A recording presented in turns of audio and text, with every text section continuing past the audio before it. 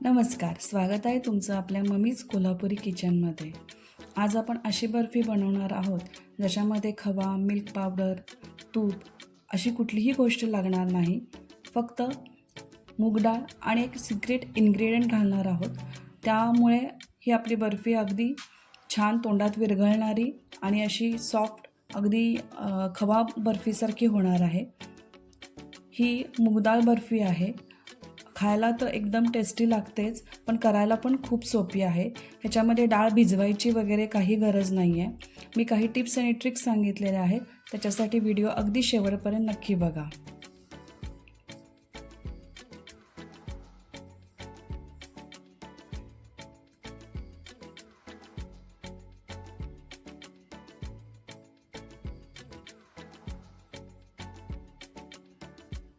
चला तर मग सुरू करूया। त्यासाठी आपल्याला मूग डाळ 200 ग्रॅम लागेल।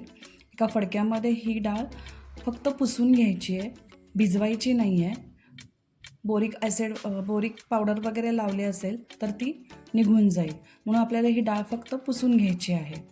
ही 200 ग्रॅम आहे। एका जाड बुडाच्या कढईमध्ये आपल्याला अगदी लो मीडियम फ्लेमवर भाजायची आहे। गॅस अजिबात मोठा करायचा नाही आहे। एकसारखी हलवून आपल्याला एक 10 ते 15 मिनिटं, खूप काळपट नाही, थोडीशी लालसर अशी आपल्याला भाजून घ्यायची आहे। हे बघा, डाळीचा कलर चेंज झालेला आहे। डाळ तुम्ही जर खाऊन बघितली तर तुम्हाला कळेल की ती आतून छान भाजली गेलेली आहे। ही डाळ आपल्याला थंड करत ठेवायची आहे। जर व्यवस्थित भाजली असेल तर ती डाळ थंड करून मिक्सरला अगदी बारीक पावडर तयार करून घ्यायची आहे। आता आपल्याला घरची साय घ्यायची आहे। आपण जी फ्रीझरमध्ये आपण साठवतो ती इथे मी पाऊण वाटी घेतलेली आहे। आपल्याला लागेल तशी ती नंतर ॲड करायची आहे, सुरुवातीला एकदम घालायची नाही आहे। इथे मी जवळजवळ पाऊण वाटी, जेवढी डाळ आहे तेवढी मी इथं साय घातलेली आहे। एका फ्लॅट पॅनमध्ये ती गरम करत ठेवायची आहे। लो मीडियम फ्लेमवर व्यवस्थित ती गरम करत ठेवा। इकडे आपल्याला मूग डाळ बारीक करून झालेली आहे, अगदी पावडर करायची आहे। वाटलं तर तुम्ही चाळून घेतली तरी चालेल, पण जर हाताला कुठलाही दाणा लागत नसेल तर डायरेक्ट त्या सायमध्ये घालायची आहे। आता ही मूग डाळ पावडर ह्याच्यामध्ये घाला, सायमध्ये घाला।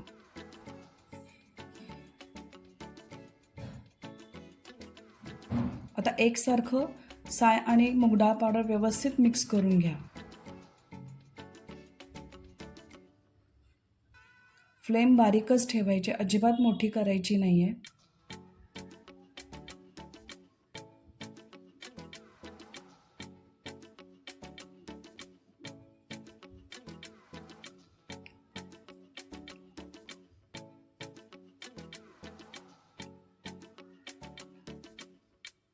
गरजेप्रमाणे जर कोरडं वाटत असेल आपल्याला हे मिश्रण, तर परत साय थोडी मिक्स करायची आहे।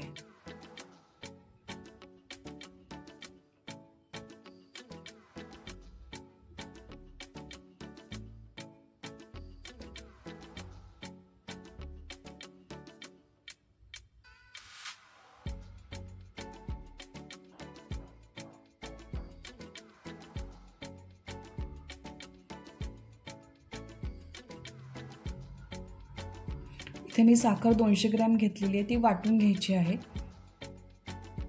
ही पिठी साखर आपल्याला मिक्स करायची आहे। आता पिठी साखर आणि पावडर मिक्स केल्यानंतर थोडंसं हे मिश्रण पातळ होईल। गॅस लोच ठेवायचा आहे।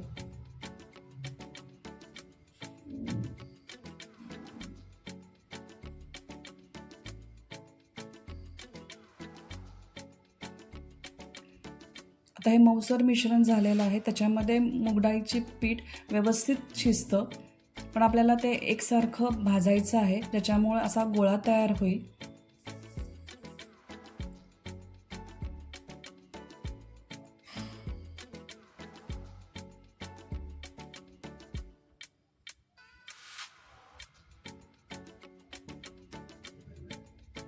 जोपर्यंत पॅनला पीठ चिकटत नाही तोपर्यंत आपल्याला हे करत राहायचं आहे. आणि थोडीशी मी कोरडं वाटतं आहे म्हणून मी थोडीशी आणि साय घालते आहे. एकूण मला बरोबर 1.5 वाटी इथे साय लागलेली आहे.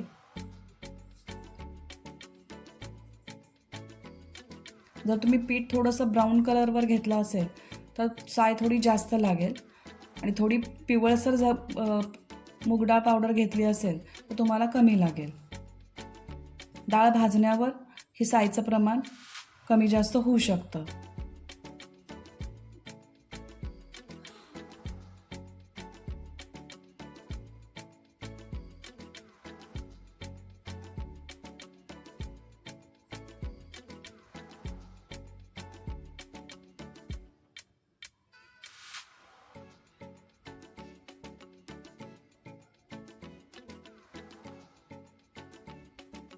आता मिश्रण थोडं घट्ट व्हायला लागलं आणि पॅनपासून वेगळं व्हायला लागलं आहे. अजिबात पॅनला चिकटत नाही आहे.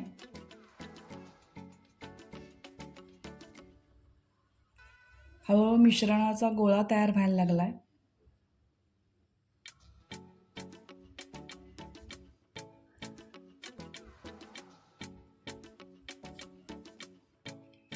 आता वेलदोडे पावडर 2 टीस्पून टाका. ह्याच्याबरोबर तुम्ही वरून आतून ड्रायफ्रूट्स पण टाकू शकता, पण मी इथे प्लेनच ठेवलेली आहे.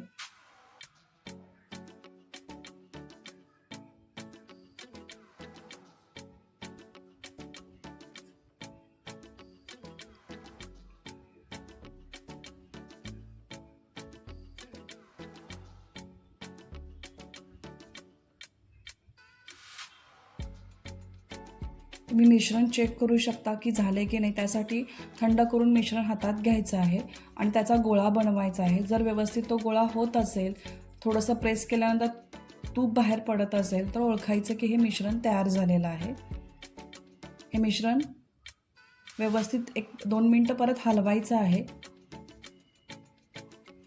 आणि एका ताटाला किंवा एका ट्रेला तूप लावून घ्यायचं आहे आणि मिश्रण त्याच्यामध्ये घालून ते व्यवस्थित पसरून घ्या. शक्यतो हे गरम गरम असतानाच करा म्हणजे त्याला शेप व्यवस्थित येईल.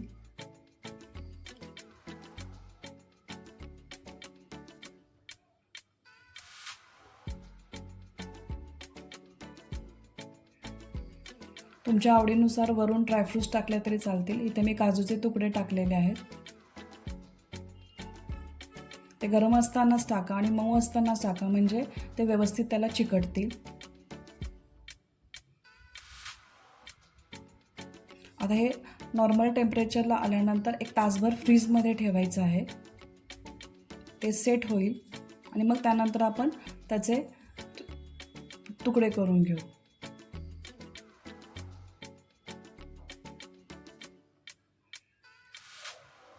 एक तासाभरानं बघू. हे व्यवस्थित सेट झालेलं आहे.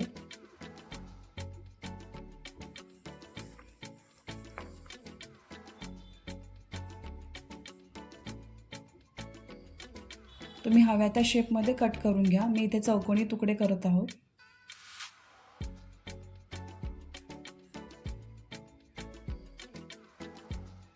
थोडंसं हे गरम करून घ्यायचं आहे गॅसवर म्हणजे पटकन निघेल. या पद्धतीने आपली मूग डाळ बर्फी तयार झालेली आहे. इथे कुठलाही खवा, तूप किंवा मिल्क पावडर वापरलेली नाही, तरीसुद्धा अगदी खव्यासारखी ही बर्फी लागते. कुणालाही कळणार नाही की ही मूग डाळ बर्फी आहे. तुम्ही नक्की करून बघा आणि रेसिपी आवडली असेल तर लाईक करा, शेअर करा आणि कमेंट करा. आणि परत भेटूया अशाच नवीन रेसिपीसाठी. तोपर्यंत मस्त खा आणि मस्त राहा.